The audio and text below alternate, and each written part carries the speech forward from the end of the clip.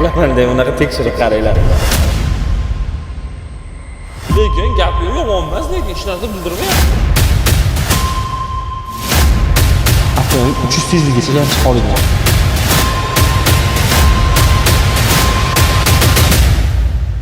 O'rtoqlar, ko'rdinglar, yangi rubrika boshlayapmiz.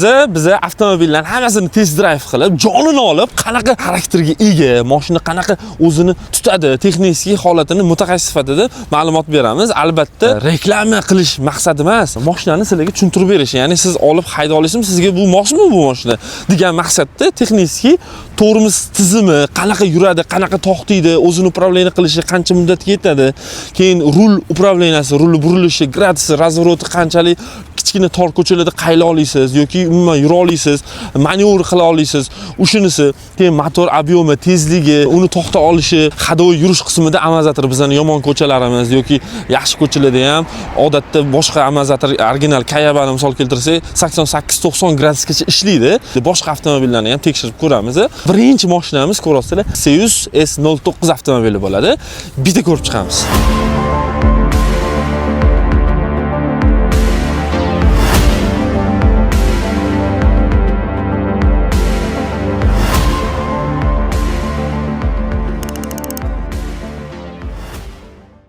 Shunaqa yangi mashina berib turishadi. Test drive-ga mana bunaqa yomon ko'chaga kirganmiz-da, mana bitta ko'rsatdi operator. Ko'rasizlar, rasos chiqyapti-da. Xullas, shunaqa yangi mashinani test drive qilib, video qilib, buni tekshirib berishimiz kerak. Ishonch qilib berishda biz o'sha borini bor, yo'g'ini yo'q qilamiz. Maqtalib yoki nimadir qilmaymiz, lekin kayf qilaman deb unaqa tekshirib qaranglar. Operator maza qilyapti, boshini urib olib. Hoppa! Lekin gap yomon emas, lekin hech narsa bildirmayapti. Mashinani ham qaranglar. Mahallalar orasida amallab tor ko'chalardan yurdik. O'xdi, zo'r. Bu yog'i mana tekis asfaltga chiqib ketdik. Hoppa, sal duq-duqi bor, lekin tabiiy holat hamma mashinada bo'ladi u narsa. Hoppa, mana des. Mana suvlardan chuqurlar borligini bilinmayapti ham. Hop, endi domlar orasiga kirdik, orqaga qaytamiz. Tashqaridan ham bitta kadr qilamiz, operator ketdi.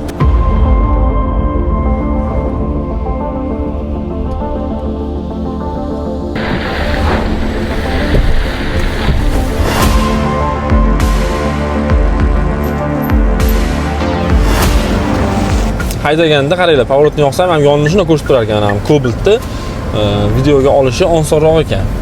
Qulay, ya'ni men biton bo'lsa yoki nimadir bo'lsa, ko'rmay qolsa, mashinani men misol uchun o'zimda bo'lgan, juda ko'p parogim Lacetti haydab yurganimda razvor bo'lganman. Bitonlarga razvorot qilsam, qaylsam, endi o'pkasi yosh bo'lganmiz, qoni qaynagan bo'lganmiz, rosa bosib haydardim-da. Endi hozir unaqa to'g'rilab o'tib ketdi, shtraflar ham kiyosib, shaqillatib. Lekin bu funksiyasi yaxshi ekan. Xo'p, endi mashina yon atrofida bo'lishi, palasi o'qir ekan. Hop, oldidagi avtomobilni ko'rib turibsizlar, sirazi sanab beryapti necha metrligini. O'zi joylashib ketdi.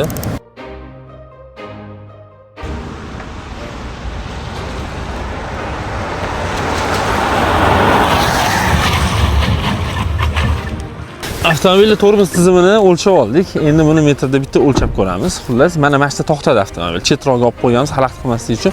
Prosta hozir yomg'irgarchilik bo'lgancha yerga iz tushmadi. Taxminan mana bu yerda to'xtashni boshlaganmiz, o'sha yerdan o'lchaymiz hozir. Xullas, mana mashinasidan boshladik. To'xtashni, mana mashindan to'xtadik. Videoda ham hozir mana ko'rib o'tasizlar, bittada. Buni endi sanaymiz, nechligini. Metr mana bitta bir qadam bo'lsa, hozir bitta qadamim taxminan 1 ekan mana. Ko'rasizlar? 1 metr deylik. Mashinadan boshladim 1, hop, 2, 3, 4, 5, 6, 7, 8, 9, 10, 11, 12, 13, 14, 15, 16, 17, 18, 19, 20. 20 metr taxminan bo'ldi. 20 metr bo'lsa ham 1, 2, 22 mashinani oldini hisoblaganimizda ham 22 metr to'xtadi. 22 metr to'xtaganda bu yomon degani emas. O'z kitobida taxminan 18-19 metr, ya'ni 60 tezlikda, shahar tezligida. Buni ma'lumotini shu o'zini saytlaridan oldim. Yomg'irgarchilik hozir yerga joy ko'rganingizda iz tushmadi. Xullas, tormoz sistemasini tekshirib oldik. 1-2 metr.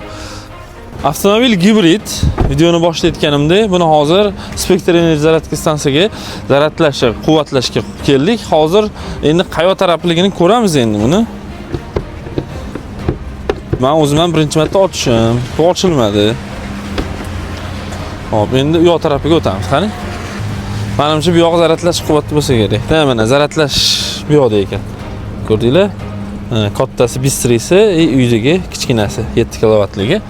Hozir buni zaratlashga qo'yamiz. Standartni zaratlash stansiyalaridagi apparat tushar ekan. Ya'ni Oppala, tushdi. Endi buni spektr ilovasidan hozir yoqib olamiz, zaratlaydi. Zaratlagandan keyin davom ettiramiz. Motorning texnik holatini nima fikrga kelganimni aytib o'tib ketaman. Avtomobil texnik jihatidan sizlarga tushuntirishni boshlaymiz. Test drive qildik, jonini olib mashinani. Nima bo'lgan ekan, lekin mashinani o'zi yaxshi tutishi yomon emas bunaqa. Ya'ni yumshoq degani ham emas, qattiq ham emas, o'rtacha holatda haydab maza qilib yursangiz bo'ladi.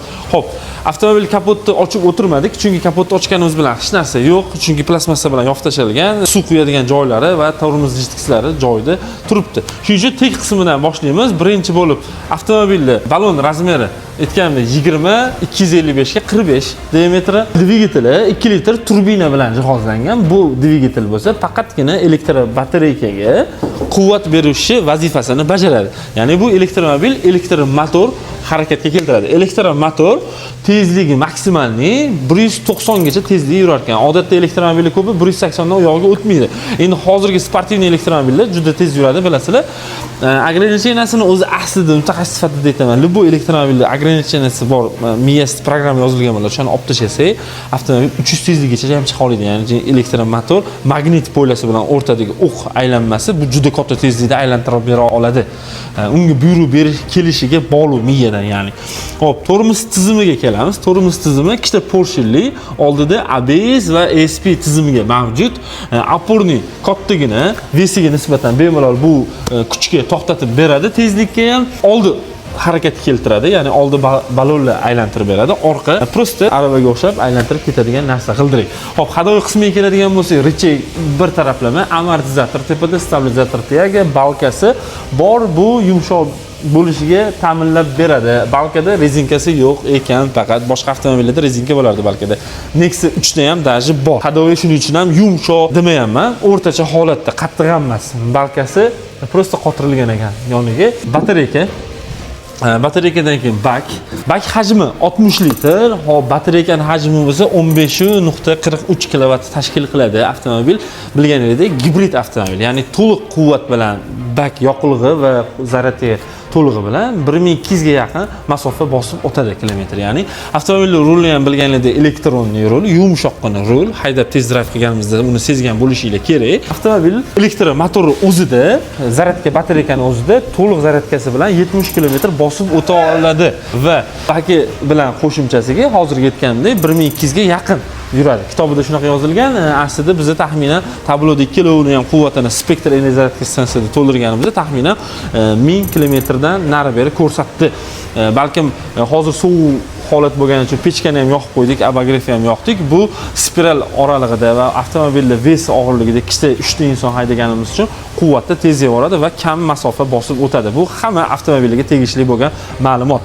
Hop, avtomobil orqasi ham ko'rganinglardek alohida uzatmali podveska, ya'ni nezavistimli va balkasi bor. Balkasida ko'rasizlar alohida rezinkasi ham bor ekan. Rezinkasi bu degani avtomobil orqa tarafi uncha-munchaga otmaydi ham, vesi zo'r qilib o'zini zo'r nezavistimli his qiladi. Mnogo richakni hadovoy teg qismida ham, tepasida ham va razvodnoy yonida ham mana qilishli richaklari bor. Bu yoq tarafdan ko'rsatsam sizlarga oson bo'ladi. Stabilizator tayagalar va prujina, amortizator. Orqa tarafdagi tormoz sistemasi ham ko'rib turganinglardek bitta porshinli, boshqa avtomobillarga o'xshab, bu ham elektronli, ham tormoz pedali bosganingizda tormozda ishlaydi, javob beradi va keyingisi bu ruchnoyga tortganingizda elektronli, ruchnoyga ham ishlaydi. Ikkala taraflama bitta dona support va bitta tormoz sistemi orqaga qo'yilgan. Hop, ichki tarafida yo'q, faqat pastchimlik, stupisa va opornik. Opornikni shu ma'lumotlarga ko'ra perforatsiyali qilib yozilgan. Balkim bizda hozir bundan full komplektatsiyasida opornik perforatsiya bo'lishi mumkin. Ya'ni teshi havo aylanmasida shamollashib turadigan tormoz tizimi deb yozilgan. O'zbek tilida tarjima qilinganda, ingliz tilidagisini o'qib chiqdik. Lekin bu yerda ko'ryapmizki, opornik oddiy holatda. Operatorlar ichkariroq kiring, mana ko'rasiz. Balki bundan boshqa pozitsiyasida bo'lishi mumkin. Hop, Biz menimcha to'liq hammasini etdik. Gulshiterni ko'rib turibsizlar. Motordan umuman durush chiqmaydi. Bitta ma'lumot, mana bitta Cherry znachogi bor ekan, ko'rasizlar. Cherryni prototip gulshiteri ehtiyot qismlari, ya'ni bir-biriga Xitoy avtomobillarinikiga tushadi deganni. Zapchastdan xullas avtomobil gradusini o'lchab oldik. Gradusi 40 va 39 oralig'ida chiqdi razmer o'lchaganimizda. Xullas odatda crossover avtomobillar o'zi 38, 37 bo'ladi. Sedan avtomobillar, kichkina avtomobillar bo'lsa, gradusi 30 va 33 gacha bo'ladi gradusi. Ya'ni bu nimani beradi sizga? Nimani test qilib berding o'zi deb tushuntirish so'rasanglar, agar tushuntirib beraman. Tor ko'chalarda, kichkina yoki razvorotlarda orqa qaytmoqchi bo'lganingizda rul oxirigacha burilishi kattaroq bo'lganligi uchun siz bemalol qaylib ketasiz. Ya'ni tor ko'chada siz ikkita mashinali joy o'zi aslida mana shu yerda o'zi orqa qayrilmoqchisiz. 1, 2, 3 qilib men aylanvermaysizda, bir ikkitadan 3tada hal bo'lib ketadi. 4-5 marta bo'lmaysiz. Ya'ni tezroq ishingiz bitadi. Crossoverga bu yaxshi ko'rsatkich degan. Avtomobilning tashqi dizayniga kelamiz endi. Ko'rdinglar, oxirida to'xtaymiz. Xullas, liga o'xshab oldi dizaynini qilingan. O'sha hozir hamma avtomobillar ba'ziga chiqyapti. Seus S09 umumiy olganda Seus brendi G-Tour'ni rebranding qilingan model hisoblanadi. Aynan bu mashinani G-Tour'da chiqqanini men ko'rmadim. To'liq ma'lumot olganimda, hop, dvorniyni ichkariga kirmasimizdan oldin aytamiz, yomg'irda, avtodojda o'zi avtomatik tarzda ishlaydigan funksiyasi bor ekan, o'zi ishlar ekan. Ana endi salonga o'sha komfort bo'lgan narsaga siqqinaga kirib sovib ketdi. Gaplashsa bo'ladi. Xullas, avtomobil rulidan boshlaymiz. O'tirdik. Rul udobniy, koja. Hop, multimediani boshqaradigan tizimi bor. Telefonda gaplashsangiz bo'ladi. Bu yoqda cruise kontroli bor ekan. Поворотник hammasi va chap tarafda. Rechak Skorsky o'ng tarafda mana shu joylashda hamma mashinada. Bunda bu ham elektronniy ekan faqat, knopkali bo'lmaganda trosli emas, ya'ni elektronniy blok. Bu yoqdan miyaga buyruq beradi. Texnikasiga tushuntirib berganda. Xo'p. Oynaga ko'targichlar boshqacha, hozirgi chiqayotganlar bilan knopkasi adashib qoldasizlar, ko'tarish yoki tushirishi. Bu yomon degani emas, yaxshi. Tabloni hozir zavat qilishdan boshlaymiz. Hop, tabloni birinchi bo'libchi ishlab tashlaylik kelaydi. Ani yangi mashina-ku, avtosalonga ishlash yoqadi deyman. Maza. Monitor rus tilida, o'zbek tilida, ingliz tili va xitoy tilida ham bor ekan. Bu monitorning hammasidan nastroykasini to'g'rilasangiz bo'ladi. Mashinani gibridni o'tkazishi, ya'ni gibridni o'ziga yoki benzinning o'zida yurishi, zaryadkasida. Bu videoni boshida aytganimdek, motori faqat zaryadga beradi, ya'ni elektr motori yurg'izadi, ko'rib turganinglardek. Bu avtomatik tarzda o'zi ham o'zini boshqaradi. Ya'ni zaryadi уже 20% dan pastga tushganda, sirazi motor уже zaryadga berishni boshlaydi. Zavat qildik mashinani. Avto hold bor. To'rimiz o'zi ishlab turadigan svetoforda. Hop, rushnikka bitta qizuv tarafi hozirgi chiqayotganlarda D-ga urasiz, mashina yurmaydi. Remenni taqsangiz avtomatik tarzda rushnoy tushadi. Sirazi harakatlanib ketaverasiz. Zerklasiga keladigan bo'lsak, zerklasi monitor emas, prosta oynani o'zi ekan. Hop, tepani tushiramiz. Bu yoqda ham oyna bor. Bu yoqni ham tushiramiz, bu yoqda ham oynasi bor ekan. Sveta ajoyib bir tog'larning rasmi bo'ladigan chiroyli dizayn qilib qo'yishibdi. Hop, lyuki, panorama lyuk oxirigacha ekan. Shtorkasini tortamiz, oxirigacha ketadi, ko'rasizlar. Gap yo'q. Airbag yo'lida ham bor ekan. Turligicha bizani qamrab olgan ekan airbag. Kolonkalar Sony bor ekan. Bo'tga nasilib qo'ysangiz bo'lar ekan. Bunaqa vishilkachasi bor ekan, gap yo'q ekan. Hop, bu ruchnoy mexanический ekan. Pastakanchida xolodilniysi va isitadigan, sovutadigani bor ekan. Mana bossangiz ochiladi.